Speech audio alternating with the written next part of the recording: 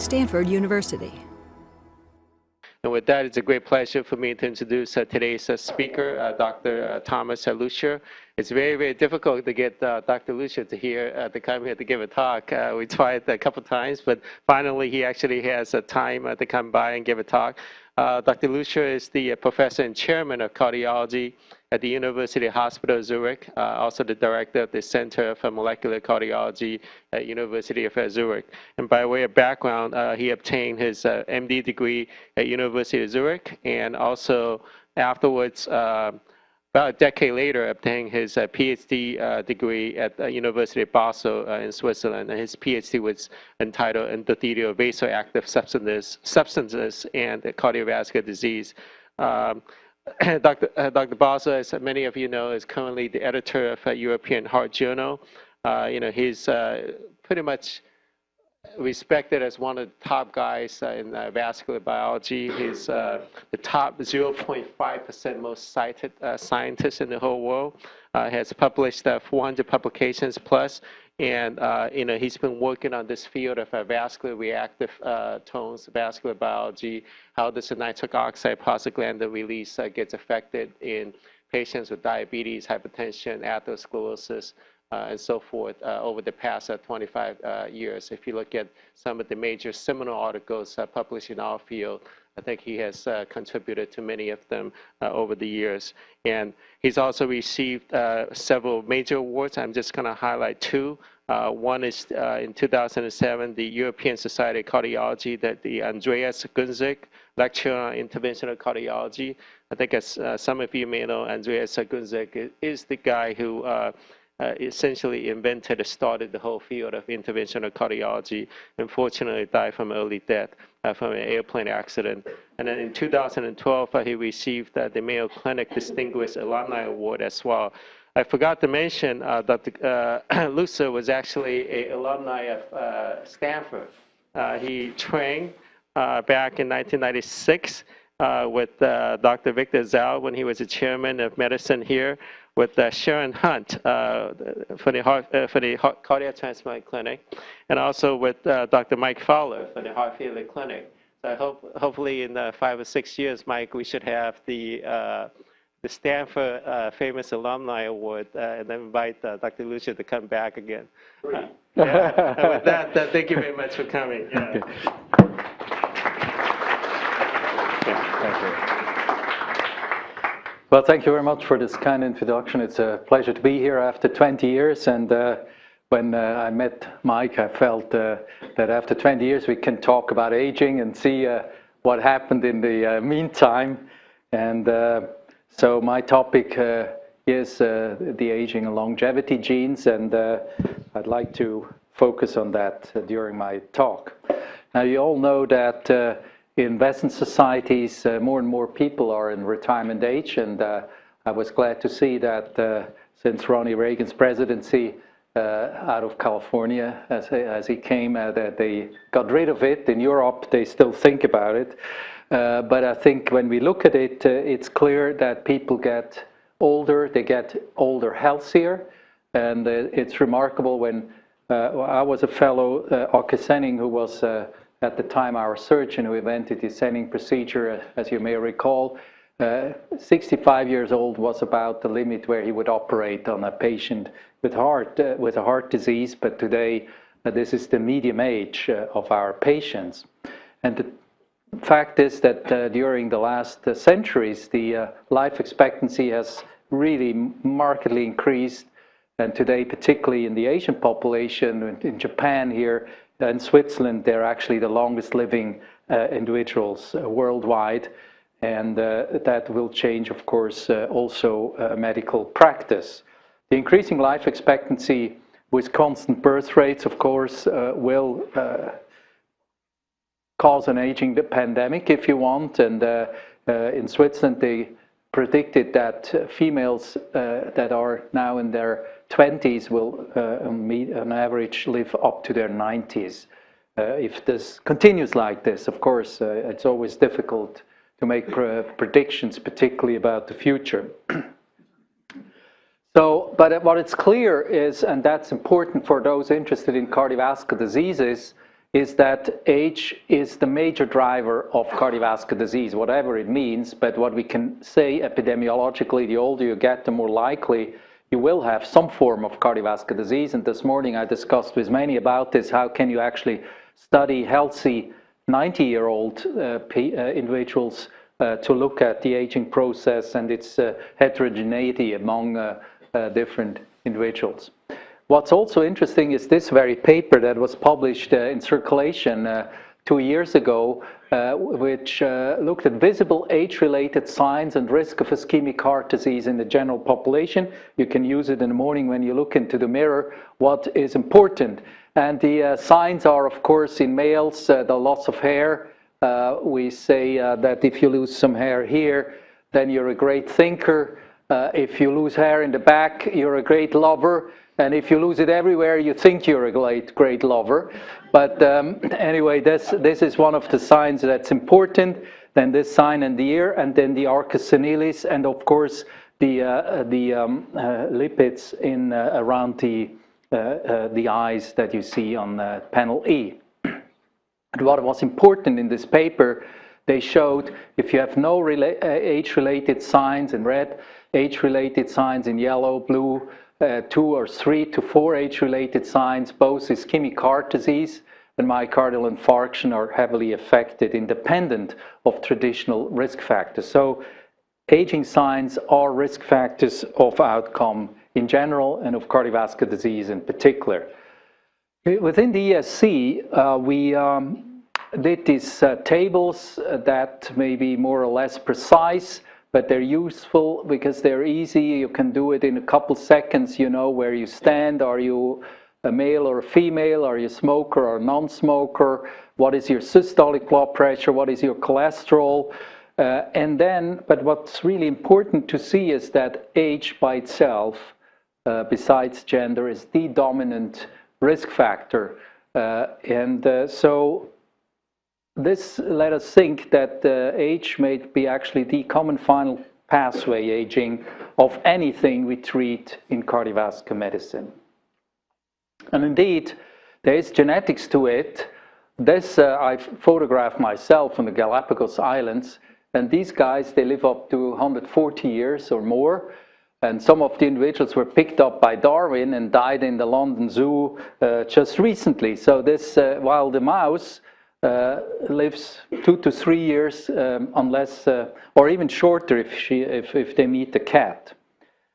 So genetic modulation of aging and longevity, we think that life expectancy is determined in you genetically, and depending on what you express, you may live longer or you may live shorter. Now the genes that we looked at primarily is P66, which is an aging gene, and JUND is a transcription factor of the AP1 family, SIRT1, and GDF11 is very controversial. I won't talk about this today. Has also been involved in that. So the question is, and I will show you a lot of data in mice, is this really translatable into humans? And this, of course, is an open question. Our research, as you heard, has focused on the blood vessel wall, which is a very simple organ with endothelial cells. That's the Teflon part that keeps the blood liquid and keeps the vessel open, and then the media and the adventitia. But I will focus primarily on the endothelial cells that are really very important because they're at the border zone between blood cells, coagulation, inflammation, and the vessel wall. And one is certainly as old as one's arteries, and that's the concept we want to pursue here. So besides all these risk factors that we treat and learn about in medical school, age is a major determinant, and I would like to show you this in rodents. The rodents do not develop hypertension when they're getting older. They don't have hyperlipidemia. Well, the stress, I cannot say. At least they have a more secure life in our cages than in the wild, and they certainly don't have infarctions. Years ago with Christoph Küng, we published this in Hypertension, showing that if you look at endothelial-dependent relaxations doing the Fourchgott experiment with acetylcholine or calcium ionophore, just to show that it's not the receptor, you can see that there's a huge difference between young and old rats in terms of the ability of these vessels to relax in an endothelium-dependent manner. I don't show you the direct relaxation because it is really minimally affected. And when you look at this, we reproduced this in ATVB some years ago with Simon Stempel, one of the few Swiss fellows we have. You can see the very same thing. And what's interesting, if you look at the aorta, there is very little change in morphologically in the aorta, contrary to humans. So it shows that there is a functional age-dependent decline in endothelium-dependent relaxations that's independent of structural vascular changes. Now, what about humans?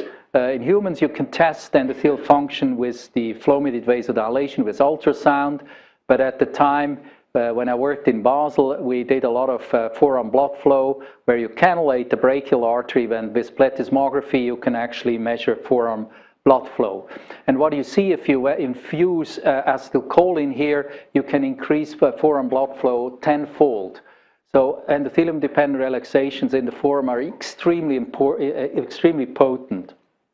Now, Stefano today, one of our associate editors focusing on hypertension, did this very experiment that you see here with acetylcholine and sodium nitroprusside as a control, and he looked at different age groups and published that in Circulation 20 years ago.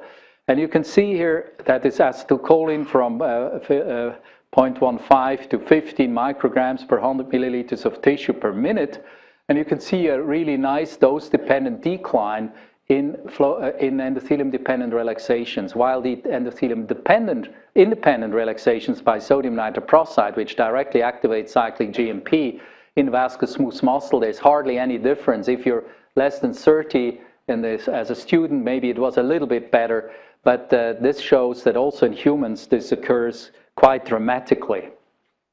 Now, we then measured with the Ted Malinsky from Ohio State using the porphyritic microsensor directly the nitric oxide radical, which is of course not easy to measure, on the surface of endothelial cells, and we took vessels from animals of different age. And you can see that when you stimulate with calcium ionophore, which increases intracellular calcium, so it's completely independent of receptors, G proteins, and the like, you can see that in the young aorta, you have a huge and speedy upstrike of nitric oxide release. And in the old aorta, these are 3-year-old rats, there's a marked decrease both in the upstroke and the maximal release of nitric oxide. What's interesting is that the pulmonary artery looks a bit different here, but overall it was not different. In the pulmonary artery, where pressure is lower and oxygen tension is much lower, there seems to be much less of a change, and that led us to the thought at the time that free radicals might be involved. And in fact, we were stimulated by Dr. Harnan, who published a long time ago in the Journal of Gastroenterology in 1956. The free radical theory of aging was conceived by him in the 50s, as I said, and states that cells accumulate free radicals over time as we age, causing damage to enzymes and DNA. There's also a lot of post-transcriptional modification. And indeed, when we compare these two situations, in use in young animals, there is a lot of nitric oxide coming from eNOS, NADPH activity is there, xanthine oxidase, and from the mitochondria there are also free radicals coming, but overall there's much more nitric oxide. As we age, there is more free radical formation. We end up with peroxynitrate. In fact, this is one of the fastest biochemical or chemical reactions between O2 minus and NO, forming peroxynitrate, which then can nitrosylate proteins. I will show you one example of prostaglandin synthase. There is protein fragmentation, DNA damage, apoptosis, and impaired vascular cardiac repair, as I will show you in a minute. With Bernd van der Loo in Journal of Experimental Medicine, we looked at this also at the molecular level, and I was completely surprised to see that in fact in these animals nitric oxide synthase expression in the old animals, 3-year-old, 1-year-old, 3 months, was actually upregulated. This is just the Hubeck control. And when we measured nitric oxide synthase activity, you could see that in fact the activity of the enzyme is also upregulated under these conditions. So how come when we directly measure with a porphyritic macrosensor nitric oxide concentrations, they're actually decreased? Now the answer is that O2 generated chemoluminescence, as we measure here, in young, middle-aged and old animals. As we age, it's basically on basic conditions, it's already increased in the old ones, and when you stimulate with calcium ionophore, it's a huge amount of free radicals coming out of the vessel wall. Then Bernd asked the question, is it from the endothelium or is it from the smooth muscle? And what was amazing is that most of it, if not all, comes from the endothelium that is most exposed to physical forces and all the damaging substances that accumulate in our blood as we age. Now the cerebral arteries are also interesting, sorry about this, in that that is very important for cerebrovascular disease and stroke in particular, and I will show you data on that.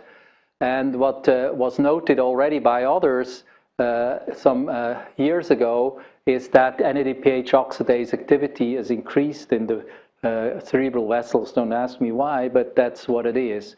And with Yi Shi from Hong Kong, we did some comparisons of femoral arteries and cerebral arteries, and what you see that particularly in the basilar artery, as the animals were aged the 2 years in this very experiment, there was actually endothelium-dependent contraction to acetylcholine, while in the femoral artery there was still relaxation. It was also impaired at that age, but not as severely as in the basilar artery. So the cerebral vessels are really aging a lot. And I would suspect that the vascular changes that we have in aging is much more important than Alzheimer via the beta amyloid to cause the dementia. We then looked at the ROS production in the femoral artery and in the basilar artery, and you can see that particularly compared to the 3-month-old animals at 2 years, in the basilar artery there was a huge increase in free radical formation, and this is going to be important when I talk about stroke later on. Now, of course, what's also important during we have to repair our organism. It has been said that most of the cells that we're made of have been exchanged as we grow up to maturity or aging, as you can call it. And so the question is the regenerative process also altered as we age? And we have looked at, of course, the bone marrow-derived cells, and we did with Andreas Sayer participating in the Repair-MI trial, where there was a small increase in ejection fraction, as you call. We recently did the Swiss Army trial, and now we published that in Circulation, and hopefully in Circulation Research it soon will come out, the 1-year results that you see here. And you can see that when we did early or late injection, late is 3 weeks after infarction, early is 3 to 5 days, or in the controls there was no difference whatsoever in left ventricular ejection fraction. There was a little bit of improvement of BNP at long-term follow-up, but overall we had no effect. So we were very disappointed, because in Repair-MI the sub-analysis suggested that particularly when you give the cells late, when all the inflammation and free radicals have subsided at the site of infarction, you would be more effective, but we couldn't confirm that in an a priori hypothesis. So with Francesco Paneni, an Italian fellow from Rome, we looked at aging and longevity genes in early outgrowth cells. And what you can see is when you look at P66, which is one of these aging genes, when you have, we did the following experiment. We took the guys from the lab. These were young. They were between 20 and 30. And then we took the senior staff. They were old. They were around 60. And the bad news is that your aging genes, of course, are upregulated in your early outgrowth cells when you get a bit older. And JUN-D, which is one of the longevity genes that I will show you later, was actually downregulated. And also, bad news, superoxide production is increased in the early outgrowth cells as we age, and NADPH activity also. Now, what's interesting is when you silence now P66, which is an aging gene that limits our life expectancy, as I will show you later on, animals that are knockouts for that live 30% longer. When you silence it, then you can actually reduce superoxide production quite considerably. When you use a cDNA for JUN-D, which is a transcription factor that provides longevity, you can actually also do this. So there's a disbalance between aging and longevity genes as we grow older in the regenerative cells. So probably also the regenerative process becomes dysfunctional. And of course, we would hypothesize that when you use these cells for stem cell therapy, this may explain why it would not work as well. We also looked at the inflammasome. Here are just two mediators that you can see, like SDF1 is actually downregulated. Again, when you silence P66, you can get back up to normal levels, and MCP1 is the other way around. Also, this can, with silencing or transfection, be corrected. Now, of course, this is only gene expression, but what's interesting is also that migration is actually reduced, as you would expect when you grow older. And when you silence the P66, the cells start to migrate again better. And this is just using conditioned medium, the very same experiment. So it is actually the stuff that is produced by the cells that is involved under these conditions. Again, we looked at migration under these conditions and silenced or transfected P66 and JUN-D respectively. So we would say that also in early outgrowth cells, aging increases the expression of P66 in humans as we grow to maturity around 60. We wouldn't call that old yet. And JUN-D is downregulated. As a consequence, NADPH oxidase is upregulated.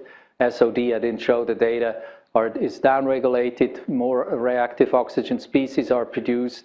This reduces the secretion of SDF1 and upregulates MCP1, which impairs endothelial cell migration and possibly also regeneration in general. So when we look at these different genes that I will show you that affect the function, we have P66, which is an adaptive protein that upon phosphorylation by protein kinase C and other kinases moves to the mitochondria, opens PTC channels, releases free radicals, and therefore changes the redox potential. And JUN-D is, of course, an AP1 family-derived transcription factor that regulates eNOS, which is of interest in this context. Let's first look at P66. What you can see when you look at cumulative survival at wild type, homozygous and heterozygous P66 knockouts, the homozygotes live 30% longer. Their phenotype is quite normal. They're a bit leaner, but other than that, they seem okay. With Piero Francia, we looked at relaxations to acetylcholine, and you can see that in young animals, of course, you have very nice relaxation. As they grow older, it's reduced, and you can see that this is also mirrored by nitric oxide release, while the P66 ones, the knockouts, they are devoid of aging at the level of endothelial cells.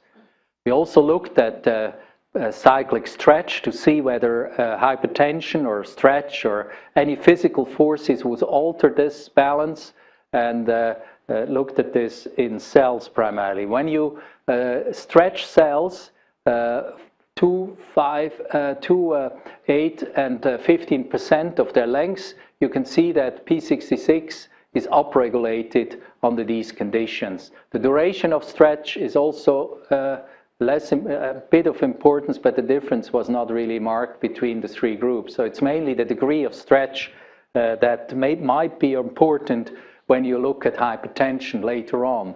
Now the integrins, the alpha 5 beta 1 integrin, when you block it, you can reduce the expression of P66. So these integrins, they sense the stretch and then upregulate P66, and also the JNK pathway is activated under these conditions.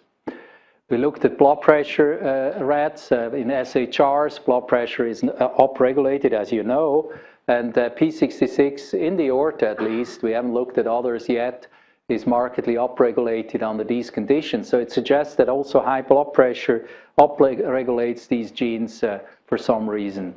When you look at superoxide and nitric oxide in these blood vessels, you can see that indeed there is a difference that mirrors this, in that superoxide production is increased in SHR and nitric oxide is reduced under these conditions.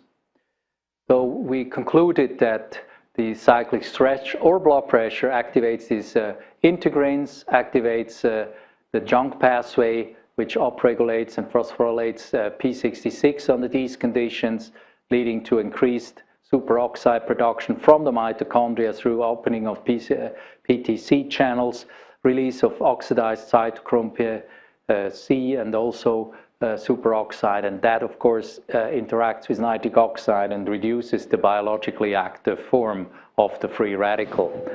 Now, what about lipids? When you treat animals, and this is from Pellici's group in Milano, when you treat animals with a high-fat diet, you get, of course, more plaques, as you would expect here, and this is an example of it. And in the P66 knockouts, they were completely resistant to the drug, to the diet, and therefore this suggests that also atherosclerosis is activating P66, and this is actually also contributing to plaque formation.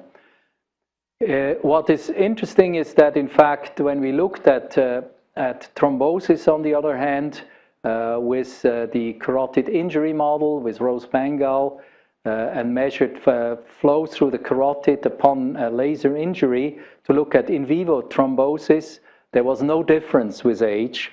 So the 104 weeks and 11-week-old animals occluded during at the very same time. So aging, at least in the mice we looked at, primarily affects the vessel wall and less so the acute occlusion, the platelet function, also tissue factor expression.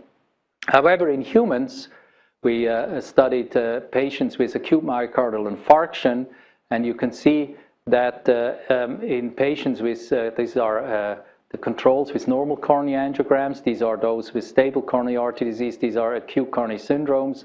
There is an upregulation of P66 in monocytes obtained from these patients at the time of the event. And so we went back to the mice only to get really confused. We then did myocardial injury, ischemia and reperfusion, and what we found is that the P66 mice actually had bigger infarctions and also higher troponin release. We published that a year ago in the European Heart Journal. So in the myocytes, P66 seems to have some protective role by activating survival pathways, and when you knock it out, actually the resistance to ischemia is decreased. Whether this is true in humans as well, we don't know.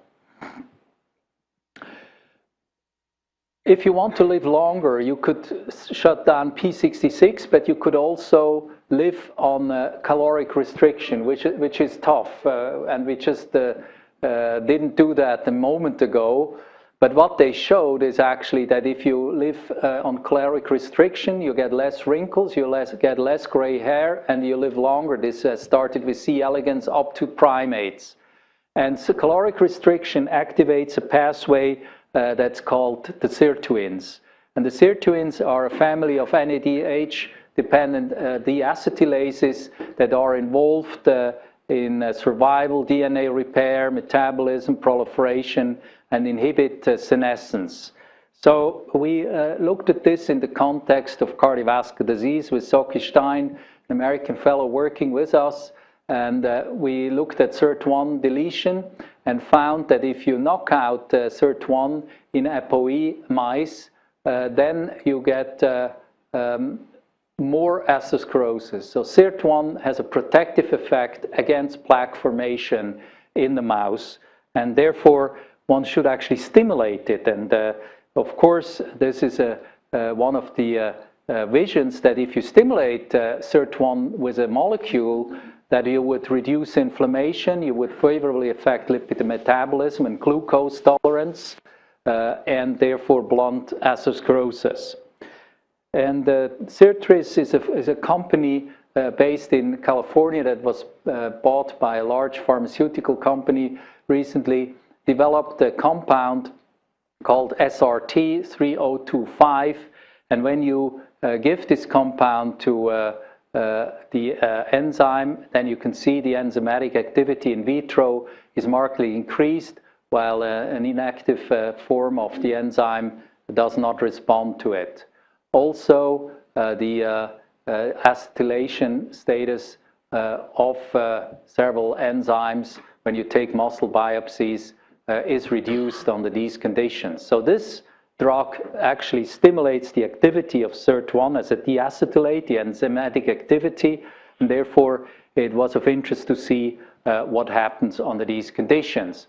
And what we found with Melroy Miranda from India, that actually when you stimulate SIRT1, there's an increased expression of LDL receptors, and there's a downregulation of PCSK9. So we believe that SIRT1 deacetylates PCSK9, and then it cannot be released by hepatocytes, binds less to the LDL receptors, and in turn actually upregulates LDL receptors. They bind more cholesterol, you have lower levels of LDL and less atherosclerosis. Hopefully I will show you that in a second. And indeed, this drug only works in ApoE mice. If we take LDL receptor knockout mice, it wouldn't work because they cannot upregulate the LDL receptor. And here we see when you look at PCSK9 in the supernatant of liver cells, and you add increasing concentration, you add a certain concentration over time, you can see that the PCSK9 is going down. So activation of SIRT1 actually reduces the secretion of PCSK9, and therefore then in turn upregulates the LDL receptor.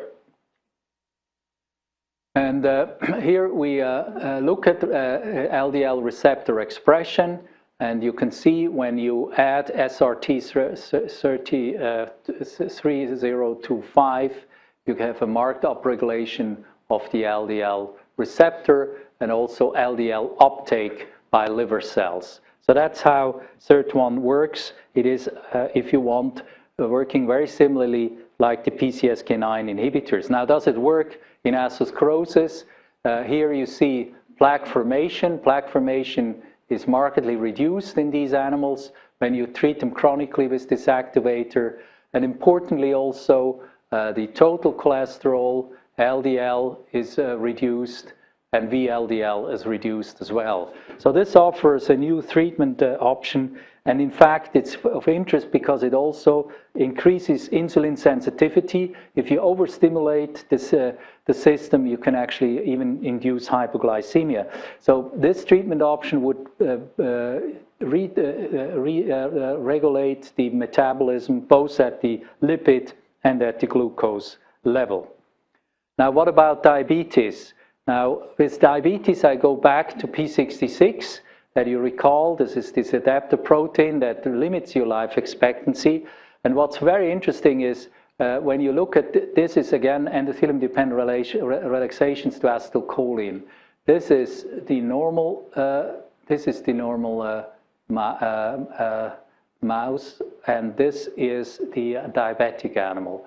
And you can see, of course, when you get diabetes, there is endothelium-dependent dysfunction, when you knock out the P66, these are knockout animals, homozygotes, and you make them diabetic, if anything, they have even better relaxation under these conditions. They're completely resistant to diabetes. And you can see this also when you measure T-bars. The diabetics, of course, they increase their T-bars when they make them diabetic, the wild types. Well, if you have P66 knockouts, there is no effect whatsoever of the diabetes. And what's interesting also, when you silence P66, you can see that, of course, this is just showing here on the top right panel that the silencing, in vivo silencing through the tail vein works. There is a marked reduction in P66 Western blot upon addition of siRNA for P66.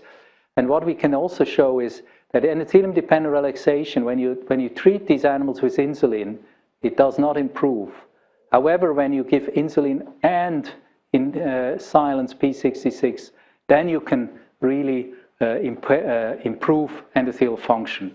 So this is what we call metabolic memory, and published this a couple of years ago, that P66 is chronically upregulated when you have diabetes, and if you normalize glucose levels, it doesn't return to normality, and only if you silence this gene can you really normalize endothelial function.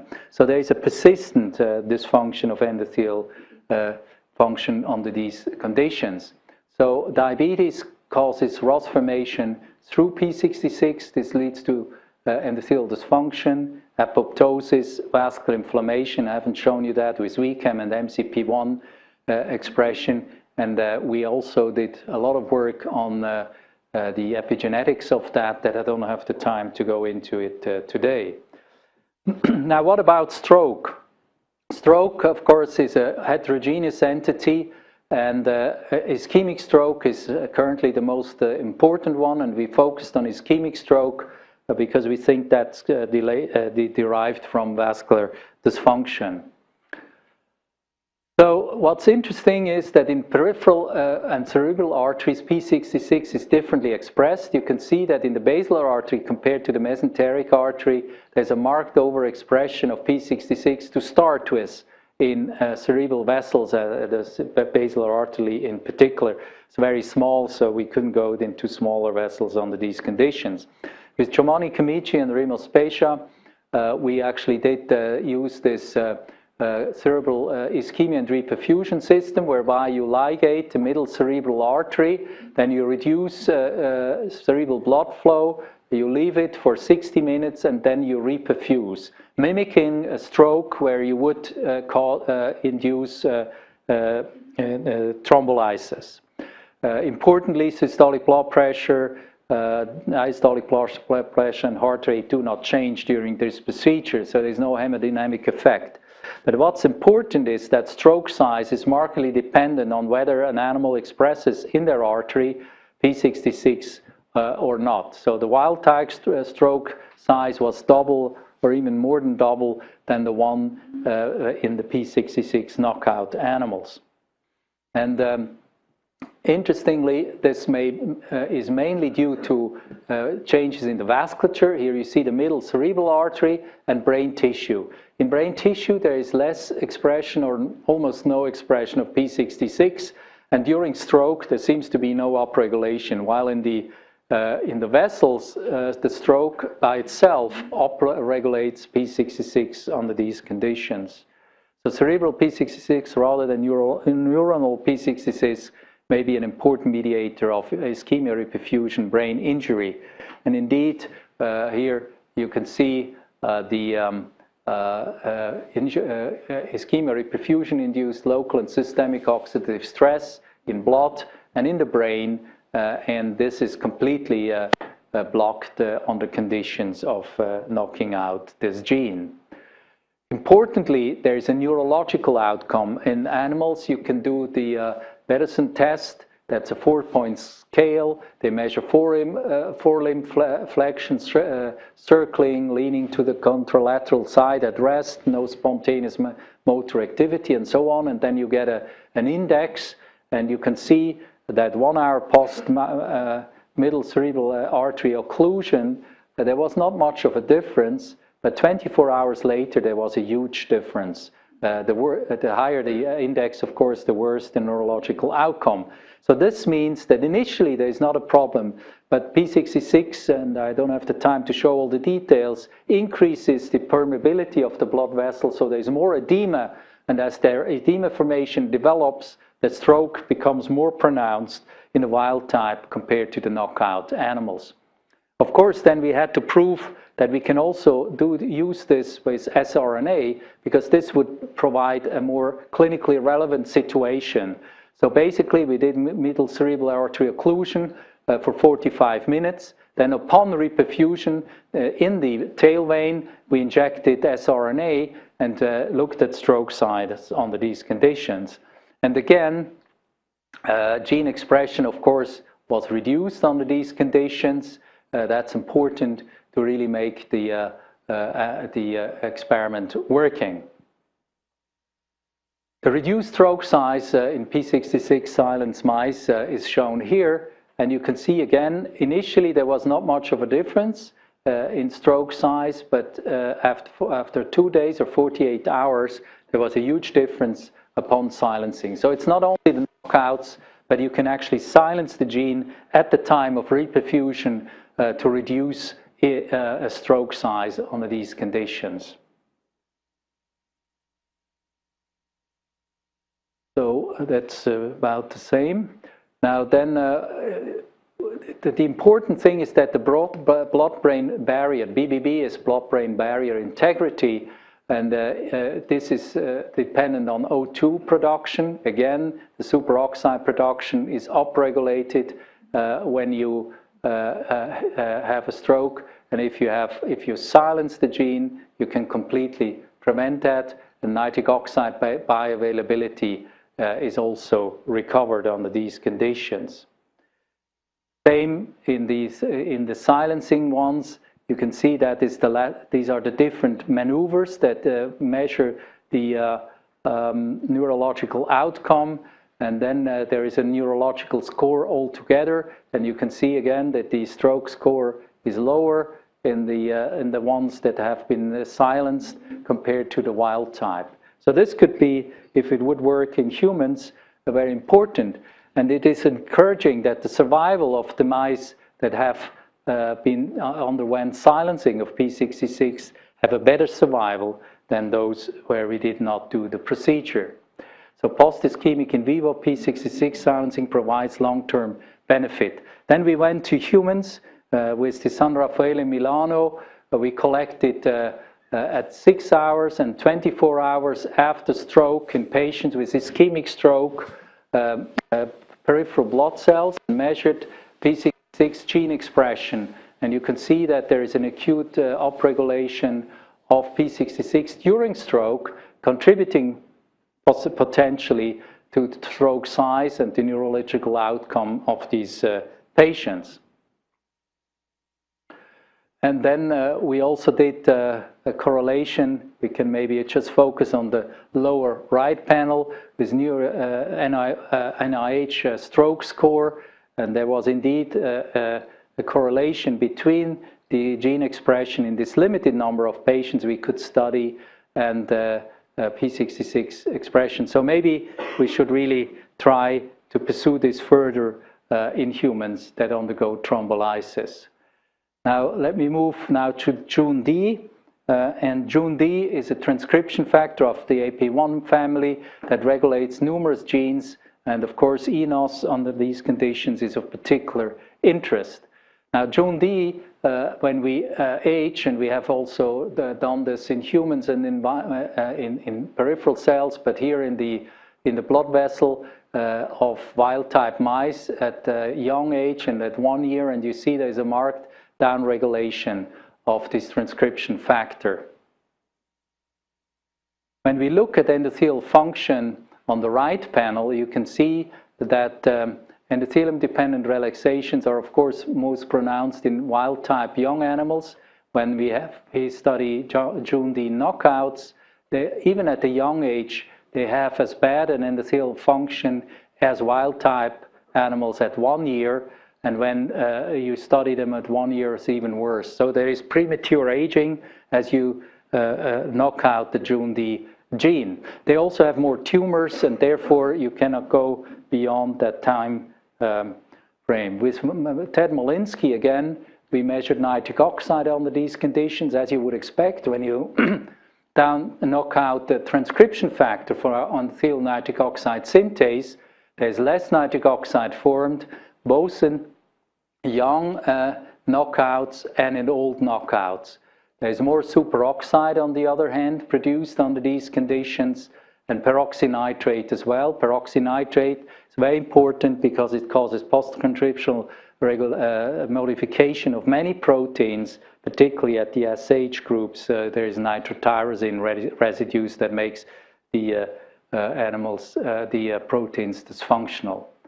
So when we look at endothelial function, therefore, there are many genes that regulate aging. JUND is a protective factor that provides appropriate gene regulation.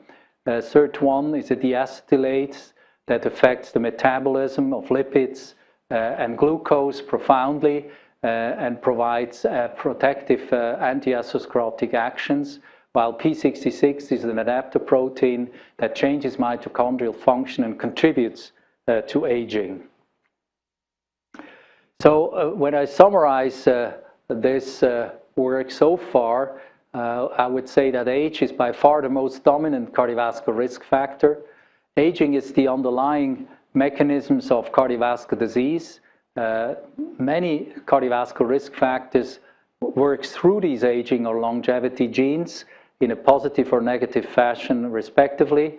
The molecular mechanisms of aging, and that is also important, are being characterized, and they are not any different than the molecular mechanisms of any other disease. So aging and longevity genes may have a future as a therapeutic target, and maybe eventually will live forever. Thank you very much indeed. We have time for questions. Michael. Tom, thank you for keeping it so interesting and making it understandable for a person whose P66 is very upregulated. you haven't got much good to say about it. Why is it there at all? Yes.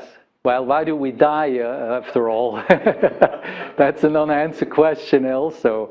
Yes, I ask myself this question too. You know, evolution, for some reason, didn't want us to live forever. It wanted recombination, and probably if we would live forever, we would never have gotten where we are, because only through recombination there was progress.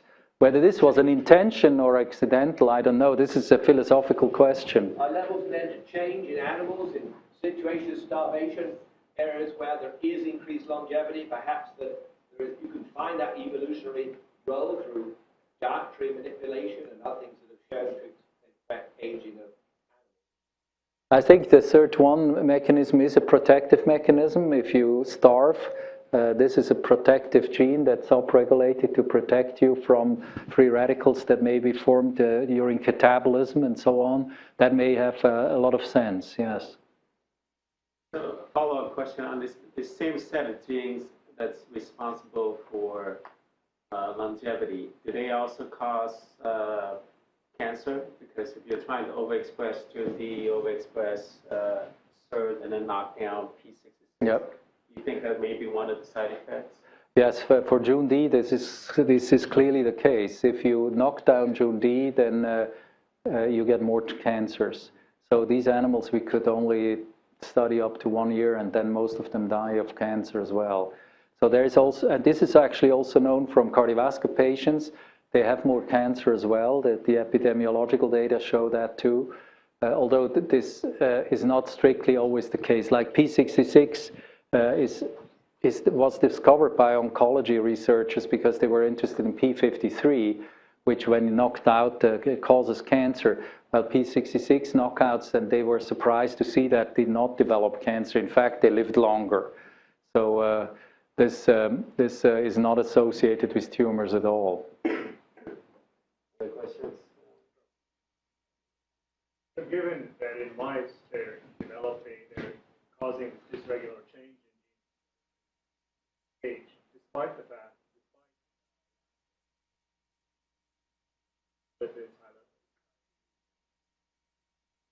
I think that this is due to an intrinsic clock in the cells, age-related clock, or is it efficient cycles that depend upon these physiological changes? I think it's pretty determined how long we live. I mean, if you look through evolution, every animal has a certain lifespan under ideal conditions. Of course, in nature, there are many enemies that may shorten your life. So I think it's genetically determined how this gene expression profile occurs over time. In C. elegans, they have also SIRT1, and they live very shortly. I don't remember how long because I never worked with C. elegans. So this is somehow, there must be a lifespan clock that determines this in every species. So the same set of genes that are responsible for humans, you also find it in turtles, you also find it in whales, the animals that belong to it. As for SIRT1, this has been shown from C. elegans to primates. For P66, it's mainly mice, rats, and human cells. I'm not aware of other animals at this point. Yeah.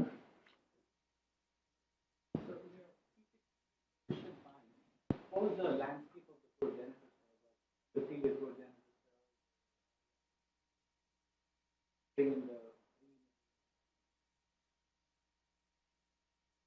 cells? Well, we just looked at this point at cells obtained from healthy persons at age 60 and 20. However, we have also studied the function of stem cells in patients with diabetes and heart failure. But there we didn't focus on these genes. We focused on microRNAs that are dysregulated under these conditions. There's a whole array of microRNAs that's also regulating these genes, but we haven't really focused on that. But it's clear that besides age, the progenitor cells that we looked at, these early outgrowth cells, I mean, they change the name every other year because we don't figure out exactly. It's also affected by the cardiovascular risk factors. So if you look at mice that obtain, nude mice that obtain progenitor cells or early outgrowth cells from patients with heart failure, be it ischemic or dilative cardiomyopathy, they are all dysfunctional, and there's less regeneration of the myocardium. Now in humans it's more complicated. As I showed in our clinical trials, we couldn't see what we saw in mice at all.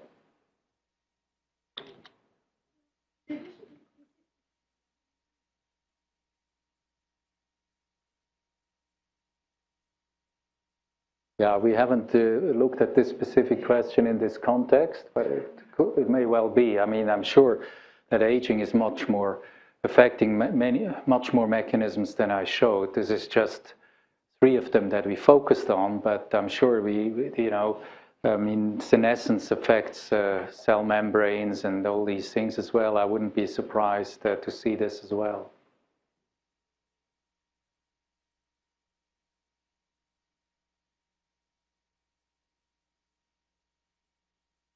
Yeah, that's a very good question. We haven't looked at that. We have done telomere lengths in our patient cohort, and I know, you know, here in San Francisco, they got the Nobel Prize for that. So they, Margaret Blackburn, she was actually in London at the ESC and showed her cohorts that are much larger. Then you see that in many conditions. We looked at it in aortic stenosis, and their patients have shorter telomeres. Whether this is linked to these genes, we haven't studied yet, but that's what I just discussed with the fellow that did the progenitor cells, that we should really focus on that as a next project. Very good point. So maybe next time. So we're going to stop here because there's a class afterwards. And I want to thank Dr. Lüscher for this outstanding talk.